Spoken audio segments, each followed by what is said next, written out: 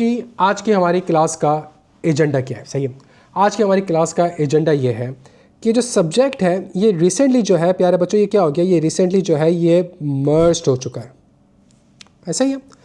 अब चूँकि जब दो सब्जेक्ट मर्ज्ड हो गए तो इसका मतलब है कि यार इस सब्जेक्ट जो है ये काफ़ी लेंदी हो चुका है। ऐसा ही है। अच्छा, और जब लेंदी हो चुका है तो इसका मतलब है फिर कॉम्प्लेक्सिटी भी ज़्यादा आ जाएंगी, बिकॉज बिजनेस लॉ की लैंग्वेज अलग है, कॉर्पोरेट लॉ की लैंग्वेज अलग है। सही है। तो हमारे पास लेंदी भी हो गया सब्जेक्ट और ये कॉम्प्लेक्स भी हो गया। तो इस सब्जेक्ट से रिलेटेड पहले हम ये समझ लेते हैं कि जी इस सब्जेक्ट का ओवरव्यू, ये सब्जेक्ट है क्या। दूसरी चीज़, हमारी अप्रोच इंशाल्लाह इससे रिलेटेड क्या होगी। तीसरी चीज़ जो सबसे इंपॉर्टेंट चीज़ है दैट इज़ स्मार्ट प्लान, इसको हम डिस्कस कर लेंगे। सही है। इसके अलावा कोई और एजेंडा है मेरे बच्चों तो मुझे बताओ, तो हम उसको आराम से कर लेते हैं। सबसे पहली चीज़ हमें जो समझने की ज़रूरत है वो ये है कि ये सब्जेक्ट है क्या। सही है।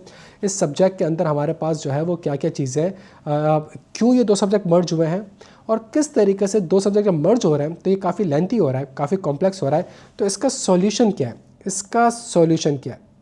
तो इसका ओवरव्यू, फिर उसके बाद अप्रोच, और फिर उसके बाद स्मार्ट प्लान, और फिर उसके बाद कोई और अदर मैटर होगा तो उसको भी हम इंशाल्लाह आज की क्लास में डिस्कस कर लेंगे बच्चों। ऐसा ही है। अच्छा, बेहतरीन बेहतरीन। तो सुकून से लेके चलते हैं, सुकून से लेके चलते हैं। हमारे पास देखें यार, हमारे पास पहले क्या होता था, हमारे पास बिजनेस लॉ जो आपके पास ओल्ड, जो कि आपके लिए रेलिवेंट नहीं है।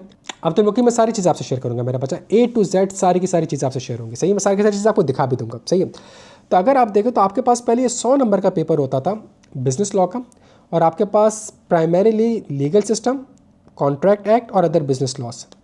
और अगर हम देखें तो हमारे पास पुराने बिजनेस लॉ के हिसाब से ये इतने सारे चैप्टर्स जो थे वो हमारे सिलेबस का पार्ट हुआ करते थे। सही है बच्चों। हुआ क्या है कि आपके पास ये जो दो चैप्टर्स हैं इसको रिमूव कर दिया गया है, इन दो चैप्टर्स को रिमूव कर दिया गया है, और इन दो चैप्टर्स को रिमूव कर दिया गया है, और जो इन दो चैप्टर्स को मर्ज कर दिया गया है, और सिर्फ आई कैप ने दो चैप्टर्स को रिमूव किया है। अगर ये रिमूव नहीं भी करता तो कोई बहुत बड़ा रिमूव करके हमारे ऊपर कोई बहुत बड़ा एहसान नहीं किया इसने। क्या यहाँ तक बात समझ आ रही है? तो इसका मतलब है अगर 18 चैप्टर्स हैं, 18 में से 2 माइनस कर दिए तो कुछ 16 चैप्टर्स बनते हैं, और 16 में से 2 को मर्ज कर दिया है तो कुछ 15 चैप्टर्स मेरे पास बनते हैं।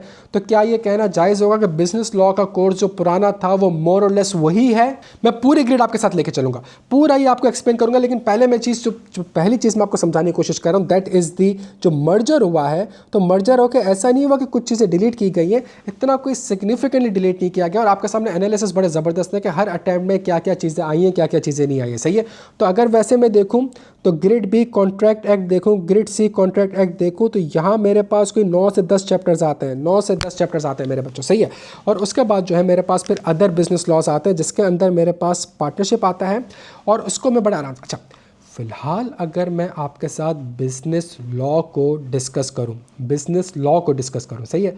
तो प्यारे बच्चों कितने चैप्टर्स हो गए हमारे पास? कुछ 15-16 चैप्टर्स हो गए। अच्छा, 15 चैप्टर्स हमारे पास हो गए। सही है। अच्छा, अब मुझे एक बात बताएं, ये जो 15 चैप्टर्स हैं इसमें से 90%, या चले मैं आपको इस तरीके से कहता हूँ कि जो 15 चैप्टर्स हैं इसमें से आपके पास 80% courses in terms of material, in terms of complexity, contract act. बच्चों मेरी एक बात अगर आप समझ लोगे ना, अगर आप एक बात समझ लोगे, आप यकीन करें बड़े सुकून में आ जाएंगे। तो हमारे पास, क्या मैं ये कह सकता हूँ कि 80% जो कोर्स है वो मेरे पास कॉन्ट्रैक्ट एक्ट है, रिमेनिंग जो 10% कोर्स है मेरे पास वो पार्टनरशिप है, और रिमेनिंग जो 10% है वो अदर्स है। क्या मैं ये इक्वेशन आपको बना दूँ? तो ये 15 चैप्टर से बच्चों एक बात समझने की कोशिश करिएगा, बड़ी आसान बात कर रहा हूँ। आपके सिलेबस में बिजनेस लॉ में जो आपके पास ये पोर्शन है इसके अंदर टेक्निकली स्पीकिंग सिर्फ और सिर्फ 3 चैप्टर्स हैं। पहले चैप्टर का नाम बता दो, जल्दी से बता दो। पहले चैप्टर का नाम कॉन्ट्रैक्ट एक्ट, ज़बरदस्त। सही है। दूसरे चैप्टर का नाम बता दो, जल्दी से बता दो। दूसरे चैप्टर का नाम ज़बरदस्त। और तीसरे चैप्टर का नाम बता दो। तो इसका, और ये कॉन्ट्रैक्ट एक्ट की वेटेज कितनी है? 80%, और बाकियों की 10% आप कर दें बाकी। इसका मतलब ये है, कॉन्ट्रैक्ट एक्ट इटसेल्फ एक कानून है, एग्जामिनर ने, स्टेट एक्स ने उसको कितने चैप्टर्स में एलोकेट कर दिया है? कितने चैप्टर्स में एलोकेट कर दिया उसको? अराउंड 10 से 9 चैप्टर्स में। हमारे पास जो कॉन्ट्रैक्ट एक्ट है, एग्जामिनर ने क्या करा, उसको एग्जामिनर उसको कोई 10 चैप्टर में एलोकेट कर दिया, सही है। Chapter 2 offer acceptance, chapter 3 validity, chapter 4 free consent, chapter 5 contingent contract, chapter 6 performance contract, chapter 7 performance contract, certain relation, consequences, appointment and authority of agent, सही है। तो उसको क्या करा, 8, 9, 10 चैप्टर में उसको कर दिया। Technically speaking this is the only and the one chapter. अगर आपने इस माइंडसेट से पढ़ लिया, मैं बड़ी सिंपल सी बात करता हूँ, एक शख्स है वो ऑफर देगा, दूसरा शख्स इसको क्या करेगा भाई, जल्दी से बता दें बच्चों। एक शख्स अगर ऑफर देगा, दूसरा शख्स क्या करेगा, उसको एक्सेप्ट करेगा। मैं आपको ऑफर देता हूँ, आप क्या करेंगे, उसको एक्सेप्ट करेंगे। जब मैं ऑफर दे रहा हूँ आपको, तो इसका मतलब है जो बंदा ऑफर दे रहा है उसके कुछ कंडीशंस होनी चाहिए। क्या ये बंदा पागल होना चाहिए? क्या ये बंदा छोटा होना चाहिए, माइनर होना चाहिए? अच्छा, जो ऑफर दे रहा है क्या ऑफर के भी कोई तौर तरीके होने चाहिए? भाई हमारे यहाँ होता है ना कि भाई अगर व्हाट्सएप पे शादी का कार्ड आता है तो हम नहीं जाते शादी में। क्यों भाई? ये कोई तरीका थोड़ी है यार आपके, मतलब आप इस तरीके से बुला रहे हो यार, आप घर पे आते हैं, इनवाइट करते हैं, आपको खाना पीना खिलाते हैं, ऐसा ही होता है ना यार। तो हर चीज़ का कोई ना कोई तौर तरीका होता है ना, हर चीज़ का कोई ना कोई तौर तरीका होता है। तो अगर इस चीज़ का भी कोई तौर, तो क्या ऑफर देने का भी कोई तौर तरीका होता होगा? इसका मतलब ये है कि मैं चाय के होटल पर बैठा हुआ हूँ बच्चों, और मैं चाय के होटल पर बैठ के कह रहा हूँ यार मैं सोच रहा हूँ कि अपनी गाड़ी बेच दूँ, यार मैं सोच रहा हूँ अपनी गाड़ी बेच दूँ। सामने एक बंदा था चाय पी रहा है, उसने कहा मुझे कबूल है, कबूल है, कबूल है। क्या ये मेरे लिए, क्या ये ऑफ़र थी? क्या ये ऑफ़र थी? अच्छा, इसी तरीके से जो एक्सेप्टेंस कर रहा है, क्या उसके भी कोई तौर तरीके होते होंगे मेरे बच्चों? और जो बंदा एक्सेप्ट कर रहा है, क्या उसके ऊपर भी कोई ना कोई कंडीशंस इम्पोज होती होगी? अच्छा, अगर एक बंदा ऑफर करता है और दूसरा बंदा जो है वो कबूल है बोलता है प्यारे बच्चों, तो इसका मतलब है इन दोनों के दरमियान किसी किस्म का एक कॉन्ट्रैक्ट। अच्छा, क्या ये कॉन्ट्रैक्ट या कॉन्ट्रैक्ट से पहले एक टर्मिनोलॉजी आती है एग्रीमेंट, क्या ये अनलॉफुल हो सकता है? क्या ये हो सकता है कि मैंने आपको ऑफ़र दी कि मैं आपको गाड़ी बेच रहा हूँ, और लेकिन मुझे पैसे जो चाहिए वो कैश नहीं चाहिए, वो चरस की मद में चाहिए? अच्छा, ज़बरदस्त मेरे बच्चों।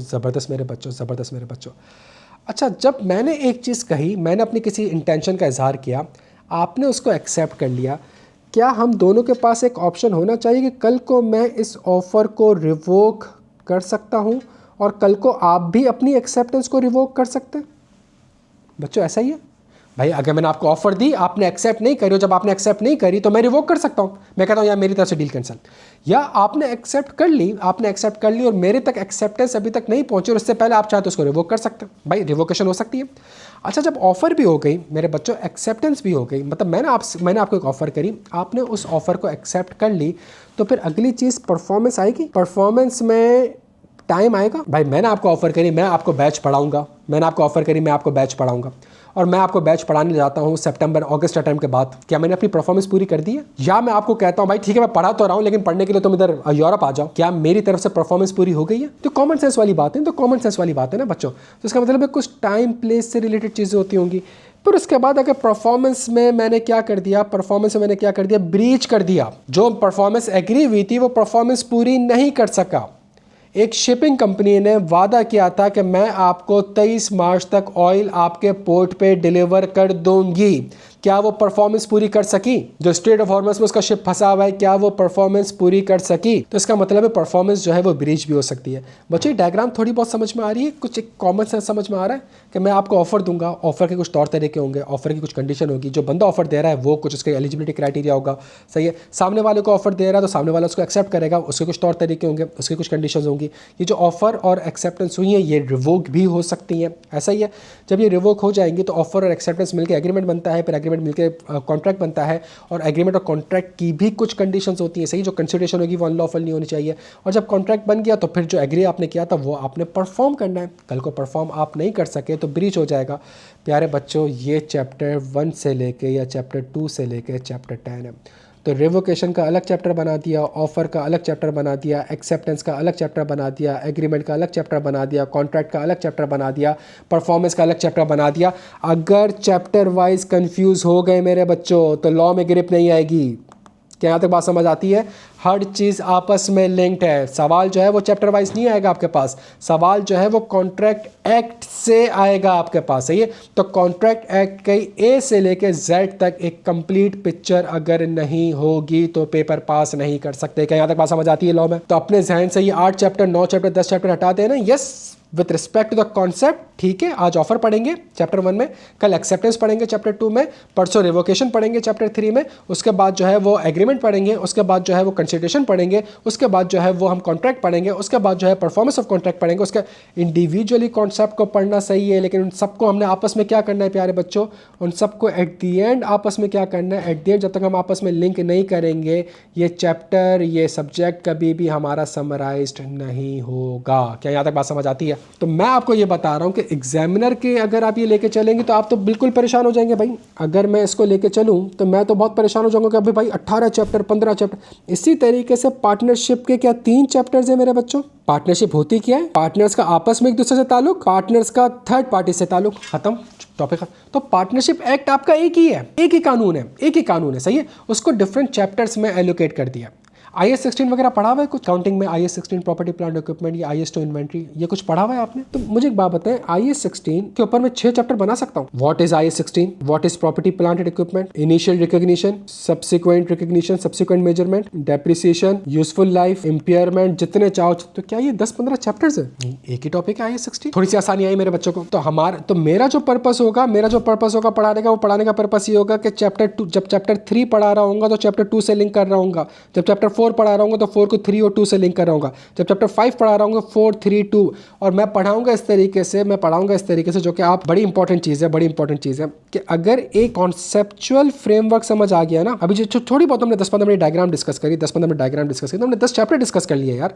एक सेंस बनता है। जब ये सेंस बन जाएगा तो आप बड़े आराम से पिक कर सकेंगे कि सवाल कहाँ से आया है, कहाँ से नहीं आया है। ऐसा ही है।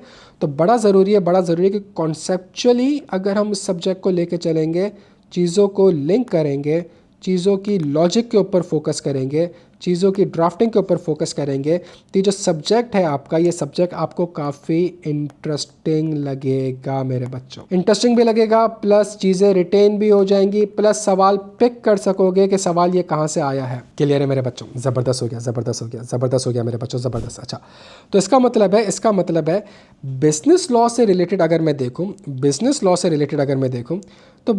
से रिलेटेड जब ये इंडिविजुअल पेपर आता था तो हमारे पासिंग परसेंटेज 30 से 40% होती थी, सही है। और इस पे हमारे पास वो क्या कह रहा होता था, हमारे पास कह रहा होता था 1 से 2 चीज़ों के ऊपर जो है वो बड़ा। बच्चों कुछ चीज़ अगर आप पढ़ो, ये समझ आ रहा है क्या लिखा हुआ है? स्प्रिंग 25 में क्या मसला आ रहा है कि जी नॉलेज तो है लेकिन वो सिनेरियो बेस्ड क्वेश्चंस में अप्लाई नहीं कर पा रहा। उसको पता है फ्री कॉन्सेंट क्या है, उसको पता है एग्रीमेंट क्या है, उसको पता है कॉन्ट्रैक्ट क्या है, उसको पता है परफॉर्मेंस ऑफ कॉन्ट्रैक्ट क्या है, सही है। और ये लाइन से क्वेश्चन नंबर 5 6 9 क्या नॉलेज है उसके पास अप्लाई करने की जब। तो ये क्यों मसला होता है? बिकॉज फोकस किस चीज़ के ऊपर होता है? फोकस रट्टा लगाने के ऊपर होता है, फोकस कॉन्सेप्ट। दिमाग में वही चल रहा है 10 chapter 11 chapter 12 chapter 14 chapter 500 chapter. नहीं भाई नहीं, आपने चैप्टर वाइज नहीं सोचना है, सही है। अच्छा, थोड़ा सा नीचे आओ मेरे बच्चों, थोड़ा सा नीचे आओ। ये ऑटम 2024 43% आपका रिजल्ट आया है। क्यों आया है भाई? क्या एग्जामिनर सेम बात कर रहा है?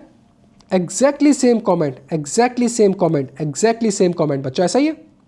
सेम प्रॉब्लम स्प्रिंग 2024 में आओ, क्या कॉपी पेस्ट हुआ हुआ है एग्जामिनर कमेंट भी? ऑटम 2023 में आ जाओ, क्या कॉपी पेस्ट हुआ हुआ है? स्प्रिंग 23 में आ जाओ, क्या कॉपी पेस्ट हुआ हुआ है? आप सोचे मेरे बच्चों प्लीज, अशरफुल मखलूकात हो, एक लॉ पढ़ रहे हो आप और लॉ को लिख नहीं सकते। सिनेरियो पढ़ के आप ये नहीं बता सकते कि फ्री कॉन्सेंट है कि नहीं है, ये कॉन्ट्रैक्ट है कि नहीं है, ये एग्रीमेंट है कि नहीं है, सही है, ये आपके पास कंसिडरेशन का पार्ट बन रही है कि नहीं बन रही है, ये परफॉर्मेंस का।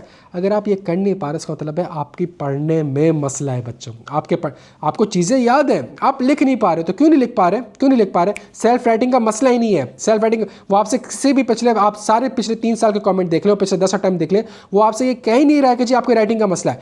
वो आपसे ये कह रहा है भाई कि जो लॉ है ना, उसको सवाल में जो सवाल आया तुम्हें ये नहीं पता कि सवाल में कौन सा लॉ एप्लीकेबल है। लिखना तो दूर की बात है, लिखने के ऊपर तुम्हें थोड़ी कह रहा है वो कह रहा है सवाल में मैंने तुम्हें हिंट दी, मैंने सिनेरियो बनाया कि इसमें फ्री कॉन्सेंट नहीं है, तुम पिक ही नहीं कर पाएंगे ये फ्री कॉन्सेंट है। क्लियर हो बच्चों? तो ये आपका स्प्रिंग 20 से एग्जामिनर जो है पिछले 5 साल से 6 साल से पिछले 10-12 अटैम्प्ट से आपसे एक ही बात कह रहा है क्या कि आप सिनेरियो बेस को, तो इसका मतलब क्या है? इसका मतलब ये है कि जब कॉन्ट्रैक्ट एक्ट या कोई भी कानून जब आप पढ़ते हैं, तो जब आप लॉ पढ़ते हैं तो लॉ कॉन्सेप्चुअली आप नहीं पढ़ते, आप इस तरीके से नहीं पढ़ते कि कानून आया क्यों है, सही है, और इसकी लिंकिंग क्या है, और जो अगला कानून पढ़ रहा हूँ मैं वो अगला कानून पिछले कानून से कैसे लिंक्ड है। और आप एक इंडिविजुअली ये नहीं सोचते कि यार अगर मैंने एक कानून पढ़ लिया है तो ये भी तो हो सकता है, सुनिएगा मेरी बात को, ये भी तो हो सकता है। अगर ये हो सकता है तो आप देखेंगे खुद ब खुद कि अगला कानून ऑटोमेटिकली आ रहा होगा। इस तरीके से अगर मैंने इस सब्जेक्ट को आपको पढ़ाया है कि जी मैं आपको लॉ पढ़ाऊंगा, लॉ पढ़ाने के बाद मैं आपसे बोलूँगा यार अच्छा मुझे बताओ यार ये लॉ तो पढ़ लिया लेकिन इसके ऊपर यार एक एम्बिग्विटी है, सही है, ये एक सवाल है यार, क्या ये सवाल रेलिवेंट है आपको? क्या हाँ यार ये सवाल रेलिवेंट है, फ़ौरन से हम जाएंगे तो अगला लॉ आपके पास उसी चीज़ का आ जाएगा। क्या यहाँ तक बात समझ आती है बच्चों? अच्छा बच्चों मेरी बात सुनो, हमारे पास अब आ चुका है कंपनी लॉ, हमारे पास आ गया है कंपनी लॉ, सही है। कंपनी लॉ की अगर मैं पूरी ग्रिड आपसे डिस्कस करूँ तो अगेन कंपनी लॉ भी मर्ज हो चुका है, लेकिन सिर्फ कितने 2 चैप्टर रिमूव करे इसने, कितने 2 चैप्टर रिमूव करे मेरे बच्चों? एक प्रोस्पेक्टस रिमूव कर दिया और एक आपका introduction two winding up remove कर दिया, ऐसा ही है। तो इसका मतलब है इसके कुछ 10 चैप्टर हो गए, ऊपर कुछ हमारे पास 15 चैप्टर हो गए, तो टोटल कितने चैप्टर हो गए भाई? टोटल बिजनेस लॉ डायनेमिक्स में कितने चैप्टर हो गए भाई? ओ भाई कुछ 25 चैप्टर्स हो गए भाई, कोई 25 चैप्टर हो गए भाई। क्या बात समझ आती है? अच्छा इस 25 में से एक चीज़ तो बड़ी क्लियर है, अच्छा सुनना मेरी बात, बड़ी इंपॉर्टेंट है, बड़ी इंपॉर्टेंट है। इस 25 में से 15 लॉ के थे, बी लॉ के थे, तो ये तो हमने कंक्लूड कर लिया कि भाई 25 में से 15 बी लॉ के नहीं है, कितने सिर्फ बी लॉ के? ज़बरदस्त। तो बाकी जो 10 बचे वो किसके बचे हैं? बाकी जो मेरे बच्चों 10 बचे वो किस चीज़ के बचे हैं? अच्छा वाकई में इतने यही क्वेश्चन बन गई यार, सही है। चैप्टर 1 से आपका स्टार्ट हो रहा है और चैप्टर 15 पे आपका ख़त्म हो रहा है बी लॉ, फिर चैप्टर 16 से आपका स्टार्ट हो रहा है कंपनी लॉ, ये कंपनी लॉ की ग्रेड है आपके पास, और चैप्टर 25 पे तो 1 2 3 4 5 6 7 8 9 10। क्या तक बात समझ आती है भाई? एक चीज़ सुन लो, बड़ी इंपॉर्टेंट है बच्चों, एक चीज़ सुन लो, बहुत बहुत बहुत ज़्यादा इंपॉर्टेंट है। ये एक शख्स है मेरा बच्चा, और ये शख्स बैठ के एक कंपनी बनाता है, ये शख्स बैठ के एक कंपनी बनाता है, सही है। अच्छा अगर ये शख्स बैठ के कंपनी बनाता है तो कोई माँ बाप होगा जिससे अप्रूवल लेनी पड़ेगी? अच्छा ये वर्ड आपने सुना है कंपनी को हम रजिस्टर्ड कराते हैं, ये वर्ड आपने सुना है कंपनी रजिस्टर्ड हो गई, भाई मेरी कंपनी रजिस्टर्ड हो गई। रजिस्टर्ड होने का मतलब क्या है? ये जो बंदा है ये 2 डॉक्यूमेंट, मेमोरेंडम ऑफ आर्टिकल और आर्टिकल ऑफ एसोसिएशन, ये 2 डॉक्यूमेंट किसके पास लेके जाएगा? जो कंपनी को रजिस्टर करेगा। एससीसीपी तो एक बॉडी कॉर्पोरेट है ना, तो किसी शख्स के पास जाएगा, दैट शख्स इज कॉल्ड रजिस्ट्रार। तो रजिस्ट्रार के पास ये 2 डॉक्यूमेंट्स लेके जाएगा, और अगर ये 2 डॉक्यूमेंट्स रजिस्ट्रार को समझ में आ जाते हैं तो कंपनी जो है वो रजिस्टर्ड हो जाएगी, सही है। ये 2 डॉक्यूमेंट्स क्या होते हैं? ये जो कंपनी है ये कितनी किस्मों की हो सकती है, सही है। अच्छा जब कंपनी बन गई प्यारे बच्चों, जब कंपनी बन गई तो ये जो शख्स है ये इस कंपनी का क्या कहलाएगा? और ऐसे लाखों शेयर होल्डर्स होंगे, ऐसे लाखों शेयर होल्डर्स होंगे। क्या ये लाखों शेयर होल्डर्स कंपनी को चलाएंगे? क्या फेसबुक को बिलियंस ऑफ लोग चलाते हैं या मिलियंस ऑफ लोग चलाते हैं? नहीं। तो इस कंपनी को कौन चलाएगा? डायरेक्टर्स। इस कंपनी को कौन चलाएगा? डायरेक्टर्स में से एक बंदा होगा चीफ एग्जीक्यूटिव ऑफिसर। इन कंपनी को कौन चलाएगा? मैनेजमेंट चलाएगी। अच्छा जब ये कंपनी को चला रहे होंगे तो इसका मतलब है डायरेक्टर्स जो हैं या ये जो कंपनी है ये शेयरहोल्डर से जो पैसा लिया हुआ है क्या उसको इन्वेस्ट कर रही होगी बच्चों? और अगर इस कंपनी को पैसों की ज़रूरत होगी तो क्या वो बैंक से लोन ले रही होगी? जब बैंक से लोन लेती है तो क्या मॉर्गेज पे कुछ चीज़ें रखवाती है? क्या ये शेयर होल्डर के पास राइट है कि ये हर दिन हर 10-15 हज़ार शेयर होल्डर कंपनी में आ जाए और पूछें हाँ भाई कंपनी कैसी चल रही है? क्या इस तरीके से कंपनी चल सकेगी बच्चों? तो इसका मतलब है कि यार एक मीटिंग रख लें। हाँ भाई क्या कहते हो, एक मीटिंग रख लें। जब आप मीटिंग रखेंगे तो उस मीटिंग में यार पूरे साल की जो कारकर्दगी है फाइनेंशियल स्टेटमेंट्स वो प्रेजेंट कर दें। भाई आप क्यों रोज़ आके कह रहे हो मुझसे कि यार आज सेल हुई कि नहीं हुई? भाई साल का वेट करो। तो जब ये फाइनेंशियल स्टेटमेंट्स हैं इसके पीछे कोई ना कोई बुक्स ऑफ अकाउंट्स होंगे। अच्छा अगर फाइनेंशियल स्टेटमेंट में प्रॉफिट आ रहा है 1 लाख रुपए का तो 10,000 रुपये के डिविडेंड भी दे दें, 10,000 रुपये का डिविडेंड भी दे दें। प्यारे बच्चों ये आपके 10 चैप्टर्स हैं कॉर्पोरेट लॉ का, थोड़ा समझने की कोशिश करिएगा। एक शख्स है जो कि कुछ डॉक्यूमेंट्स लेके रजिस्ट्रार के पास जाएगा, सुनिएगा मेरी बात को यहाँ पे। एक शख्स है जो कुछ डॉक्यूमेंट्स लेके रजिस्ट्रार के पास जाएगा, जिसको क्या कहते हैं भाई, जिसको क्या कहते हैं मेमोरेंडम एंड आर्टिकल। तो कंपनी की रजिस्ट्रेशन, और रजिस्ट्रेशन किस डॉक्यूमेंट्स की होती है, मेमोरेंडम एंड आर्टिकल। और कंपनी की टाइप्स क्या होती हैं। अच्छा भाई, जब ये हो गया तो कंपनी कुछ ना कुछ इन्वेस्टमेंट करेगी और कुछ ना कुछ पैसे लेगी बैंक से। जब इन्वेस्टमेंट करेगी तो उसके क्या रूल हैं, और जब बैंक से मॉर्गेज लेगी तो उसके क्या रूल है। पूरा साल कंपनी को चलाने वाला कौन, पूरा साल कंपनी को चलाने वाला कौन, पूरा साल कंपनी को चलाने वाला कौन। अच्छा, ज़बरदस्त, डायरेक्टर्स और चीफ एग्जीक्यूटिव। और जब ये कंपनी को चलाएंगे तो चला किसके बिहाफ पे रहे हैं भाई, बता दो, जल्दी से बता दो, चला किसके बिहाफ पे रहे हैं, चला किसके बिहाफ पे रहे हैं, शेयर होल्डर के बिहाफ पे चला रहे हैं। जब शेयर होल्डर के बिहाफ पे चला रहे हैं तो क्यों ना शेयर होल्डर के साथ एक मीटिंग कर लें। जब मीटिंग करेंगे तो दो तो एजेंडा लाजमी होंगे। पहला एजेंडा किस चीज़ का होगा, फाइनेंशियल स्टेटमेंट्स का। तो फाइनेंशियल स्टेटमेंट्स को बनाने के लिए बुक्स ऑफ अकाउंट्स होनी चाहिए। सेल्स का रजिस्टर होगा तभी सेल्स बनेगी ना, फिक्स एसेट का रजिस्टर होगा तभी पीपी आएगा ना एफएस में। और डिस्ट्रीब्यूशन ऑफ प्रॉफिट कर लें। बच्चों क्या समझ में आ रहा है लॉ क्या है आपका। तो मेरे बच्चों ये आपके पास बी लॉ और सी लॉ है। ये मेरे बच्चों आपके पास बी लॉ और सी लॉ है। तो ये आपके पास कंबाइंड ग्रेड है 25 चैप्टर की।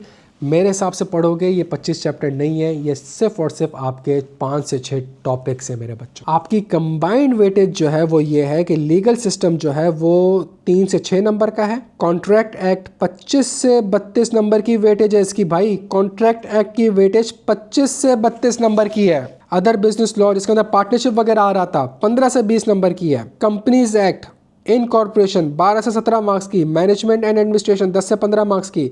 मीटिंग्स, डायरेक्टर, चीफ एग्जीक्यूटिव 20 से 25 मार्क्स का। प्यारे बच्चों मज़े की बात यह है कि अगर आप पोर्टल पे जाएंगे, अगर आप, अच्छा मैं एक दो चीज़ आपको दिखा दूँ, हमारी अप्रोच क्या होगी भाई। बच्चों अब ये चीज़ सुन लें जो कि बड़ी इंपॉर्टेंट है। ये चीज़ मेरे बच्चों सुन लो, बड़ी इंपॉर्टेंट है। हमारा प्लान क्या है, हमारा प्लान ये है कि ये फर्स्ट मंथ है। फर्स्ट मंथ में हमारा कौन सा है, ये जल्दी से बता दूँ, ये फर्स्ट मंथ कौन सा है भाई हमारा, मार्च का। तो मार्च के 3 हफ्ते तो गुजर चुके हैं भाई। तो हमारे पास अभी 3rd या 4th वीक है, ठीक है। तो इस 3rd या 4th वीक के अंदर आपने इन चैप्टर्स को कवर करना है और मैं इन चैप्टर्स के ऊपर स्मार्ट टेस्ट। तो सर क्या इसमें ड्राफ्टिंग नहीं आ रही है? सर इसके अंदर सारी ड्राफ्टिंग आ रही है, इसके अंदर सारे पास पेपर्स आ रहे हैं। लेकिन वंस आप ये चैप्टर देख लेंगे और उसके पास पेपर्स कर लेंगे तो मज़ीद रिवीजन के लिए और ड्राफ्टिंग के लिए हम वीकेंड पे मज़ीद क्लासेस रखेंगे। जब हम एक चीज़ कंक्लूड कर रहे हैं कि चीज़ें आपस में लिंक्ड हैं, तो अच्छा नहीं हो जाएगा प्यारे बच्चों कि चूँकि चीज़ें आपस में लिंक्ड है तो डेली हर वीकली आप लेक्चर्स देखें और फिर हम बैठ के उसको रिवाइज करते रहेंगे। आपका रिवीजन भी होता रहेगा, आपकी मज़ीद ड्राफ्टिंग और प्रैक्टिस भी होती रहेगी। तो इसके अंदर अगर आप देखें तो सबसे इंपॉर्टेंट चीज़ जो है हमारे पास, सबसे इंपॉर्टेंट चीज़ जो है एक स्मार्ट प्लान है, सही है। और इस स्मार्ट प्लान के अंदर हमारे वीकली टारगेट्स हैं मेरे बच्चों। और वीकली टारगेट्स के अंदर आपका काम सिर्फ क्या है, आपका काम सिर्फ ये है कि आपने लेक्चर्स को देखने। और जब आप लेक्चर्स को देख लेंगे, जब मैं आपसे कहता हूँ कि जी लेट से आपने चैप्टर 2 का लेक्चर देखा, तो जब चैप्टर 2 का आप लेक्चर देखेंगे तो चैप्टर 2 के लेक्चर के अंदर कॉन्सेप्ट भी है, केस लॉस भी हैं, प्लस पास्ट पेपर्स की ड्राफ्टिंग भी है। डन हो गया भाई, ये 3 चीज़ें मौजूद है। और फिर जब आप ये सारी चीज़ें देख लेंगे, तो फिर अगला काम हम वीकेंड पे क्या करेंगे, ये कि हम उसके ऊपर बैठ के क्विक रिविजन कर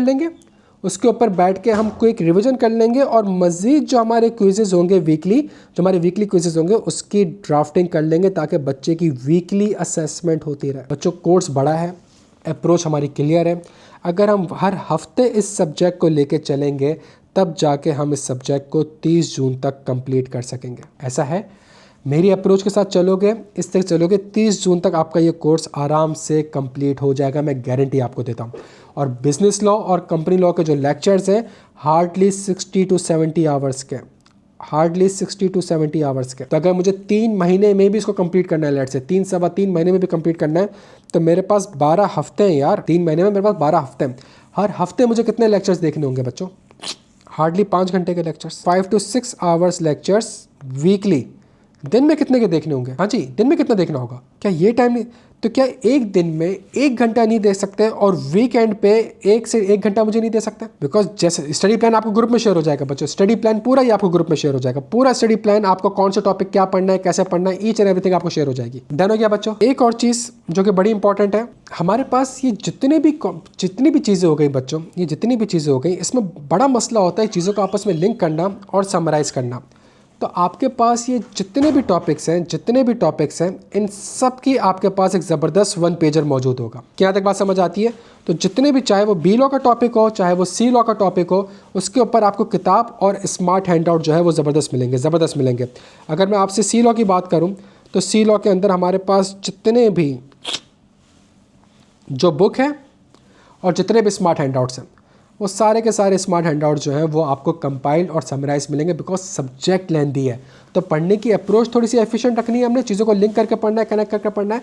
और सेकंड सबसे इंपॉर्टेंट चीज़ हमने ये करनी है कि पढ़ के पुराना रिवाइज करना है, मजीद ड्राफ्टिंग करनी है और 1 पेजेस को रेफर करना है ताकि पेपर से पहले मैक्सिमम रिवाइज कर सके। और बच्चों देखें, मेरी एक जेन्युइन एडवाइस है आपको, लॉ जो है ना आपका ये सब्जेक्ट, ये आप देख रहे हैं यार 1 पेजर, तो हर एक चैप्टर के, हर एक टॉपिक के जो है हमारे पास स्मार्ट हैंडआउट है जो कि बड़ा हेल्प करेगा आपको। लेकिन यार एक चीज़ जो मैं आपसे रिक्वेस्ट करूंगा ना, आई कैप की भी यूज़ कर सकते हैं, मैं अपनी बुक भी आपको दूंगा। आई कैप की बुक भी आप यूज़ कर सकते हो और मैं अपनी बुक भी आपको दूंगा। एक चीज़ यार जो बड़ी इंपॉर्टेंट है ना बच्चों, बड़ी इंपॉर्टेंट है, एक एडवाइस मेरी मानोगे? यार जो लॉ है ना, एक लैंग्वेज है बच्चों। लॉ जो है वो एक लैंग्वेज है, सही है। जिस तरह उर्दू एक लैंग्वेज है, इंग्लिश एक लैंग्वेज है, इसी तरीके से लॉ भी आपकी एक, मेरे बच्चों क्या है, एक लैंग्वेज है, सही है। मैंने कोशिश आपको ये करी है कि मैंने आपको लॉ पढ़ाया है, सही है। इसका फ़ायदा ये होगा जब आप लॉ की लैंग्वेज समझ जाएंगे तो पेपर भी पास होगा, प्रोफेशनली भी काम आएगा, प्लस फाइनल में जब आप जाएंगे CFAP 2 कॉर्पोरेट लॉ में, तो एक सबसे बड़ा फ़ायदा, एडवांटेज आपको ये होगा कि अच्छा खासा कोर्स आप CFAP 2 में ऑलरेडी पढ़ चुके होंगे। क्लियर हो बच्चों? तो लॉ का पेपर अंग्रेज़ी का पेपर नहीं है, क्लियर है? लॉ का पेपर है, तो हमें किस चीज़ के ऊपर ग्रिप होनी चाहिए? लॉ की। तभी जो मैंने आपको चीज़ें पढ़ाई हैं वो बेयर लॉ से पढ़ाई हैं, इंग्लिश की समरीज और हैंडआउट्स इन चीज़ों से नहीं पढ़ाया, मैंने लॉ पढ़ाया आपको। और लॉ एक ज़बान है बच्चों। आपको कोई सवाल है आपका तो मुझसे पूछो यार। सिनेरियो बेस्ड क्वेश्चंस आते हैं, 70 से 80% पेपर आपका सिनेरियो बेस्ड क्वेश्चन है। इवन जो MCQs है वो भी सिनेरियो बेस्ड है। टेस्ट एंड मॉक का मैंने आपको अभी बताया, मैंने आपको अभी बताया कि हमारे वीकली प्लान है और वीकली हमारा स्केजुअल है, हमारे वीकली टेस्ट एंड मॉक होंगे। अगर आप स्मार्ट प्लान देखें बच्चों, इस अटैम्प में सबसे बड़ा मसला आप लोगों के लिए ना, इस अटैम्प में सबसे बड़ा मसला हमारा क्या है? हमें किसी तरीके से बच्चों 30 जून तक हमने कोर्स को कंप्लीट करना है। बिल्कुल रिजवान, बिल्कुल सारी चीज़ें मेंशन है। क्लियर है बच्चों? कोई सवाल आप लोगों का? सारी 1 पेजर समरी सारी ग्रुप पे शेयर कर दूंगा बस। क्या सवाल है सिद्रा आपका? नहीं मारूक, इस तरीके से ना करिएगा। पहले जो है वो आपकी मर्ज़ी, आप सी लॉ कवर करें, आप बी लॉ कवर करें, लेकिन आपने पहले चीज़ जो है वो एक सब्जेक्ट को पूरा पढ़ना है। स्टडी प्लान का मैं बता रहा था कि मैंने वीकली टारगेट आप लोगों के लिए सेट कर दिया है कि हर वीक आपने कौन सा लेक्चर देखना है और फिर हम किस तरीके से वीकेंड में बैठेंगे और सवालात की प्रैक्टिस करेंगे और रिवीजन करेंगे। दोनों होंगे, टेस्ट जो है आपके ऑनलाइन और फिजिकल दोनों होंगे। मेरी सजेशन नहीं है मारूक, अगर आपको चाहती हैं आप खुद से कर लें, मेरी सजेशन नहीं है। और कोई सवाल मेरे बच्चों? जिनका बी लॉ पास है वो सी लॉ की क्लासेस लेंगे। बी लॉ की सेल्फ प्रैक्टिस अगर आपने करनी है तो आप जो है वीकली क्विजेस का वेट करें, और प्लस एक काम मैं ये करूंगा कि प्रैक्टिस क्वेश्चंस की एक किट आपको सेंड कर दूंगा। मतलब देखिए, मैं नहीं जानता ना आपकी कॉम्पिटेंसी लेवल क्या है, आपका पास्ट एजुकेशन बैकग्राउंड किस तरह का रहा है। लोग 4 पेपर देते हैं, अभी जो मेरा स्टूडेंट था उसने 6 पेपर दिए, तो उसने 6 पेपर पास करे यार CA फाइनल के पहले अटैम्प्ट में, और गोल्ड मेडल वगैरह सिक्योर करे। पहले ये मेरा मशवरा है कि पहले आप बी लॉ उठा लें। बी लॉ थोड़ा सा मुश्किल है, सी लॉ कंपैरेटिवली आसान है। जब आसान आप KFA से पूछ लीजिएगा काइंडली, मुझे सर KFA का आइडिया नहीं कि वो लाइव क्लासेस लेंगे नहीं लेंगे, आप काइंडली सर KFA से पूछ लीजिएगा, या एडमिन से आप पूछ लीजिएगा, वो आपको बता देंगे। सी लॉ आसान है यार, दोनों आसान है। बी लॉ में 3 ही तो चीज़ें हैं यार, कॉन्ट्रैक्ट एक्ट, पार्टनर, 2 एक्ट ही तो पढ़ना है यार, क्या मसला है? देखिए सबको छोड़ दें, अगर आपको लगता है आप कर सकती हैं, गो फॉर इट। और ये स्मार्ट क्लासेस तो नेमत है ना आपके लिए यार, आप लोगों के लिए नेमत है यार। मतलब क्यों टीचर का वेट करना है यार? अभी हालात देखें, पता नहीं, कुछ नहीं समझ आ रहा है कैंपस का क्या हो, बंद हो जाएंगे, अभी इंस्टीट्यूट बंद है, पेट्रोल है नहीं मुल्क में, पेट्रोल अभी और महंगा हो जाएगा, चीज़ें जो है वो ठीक ठाक, तो वो कहीं से भी फाइनेंशियली वायबल नहीं है ना चीज़ें यार। अफान नेक्स्ट वीक से स्टार्ट होगा। आप लोगों से कितने लोग लेक्चर स्टार्ट कर चुके हैं बी लॉ के और सी लॉ के? यार जो कह रहा है कॉन्ट्रैक्ट एक्ट कंप्लीट, मेरे ख्याल से कशफ आप कह रही हैं, आपको कॉन्ट्रैक्ट एक्ट पूरे में एक पूरा स्ट्रक्चर क्लियर हुआ आपको कि किस तरीके से चीज़ें आपस में जो है वो कनेक्ट हो रही है, किस तरह चैप्टर 2 चैप्टर 3 से कनेक्ट हो रहा है, किस तरह चैप्टर 3 चैप्टर 4 से कनेक्ट हो रहा है, किस तरीके से स्टोरी बन के हमारे पास चीज़ें सामने आ रही है। तो आप देखें ना यार, अभी वही अगर आप मेरा वेट कर रहे होते हैं कि जी रमज़ान के बाद क्लासेस होंगी, वो बच्चे देखें ना पूरा कॉन्ट्रैक्ट पढ़ के भी बैठ गए यार, चीज़ें पढ़ के भी बैठ गए और चीज़ें करके भी बैठ गए। यही मैं आपसे कह रहा हूँ, बस ये करें आप। अगर कशफ को ये टेंशन होती है, किसी बच्चों को ये टेंशन, ये 10 चैप्टर में पढ़ चुके हो तो मुझे टेंशन हो रही है कि रिवीजन करना है, तो वीकली आप मुझ पर छोड़ दें, मज़ीद प्रैक्टिस करनी है मुझ पर छोड़ दें। चले यार, इसके अलावा कोई भी सवाल हो जो है वो आप व्हाट्सएप ग्रुप वगैरह पे पूछ सकते हैं। अपना बेहद ख्याल रखिएगा, लेक्चर्स को कंटिन्यू करते रहेगा, इंशाल्लाह वीक में मुलाकात करते हैं।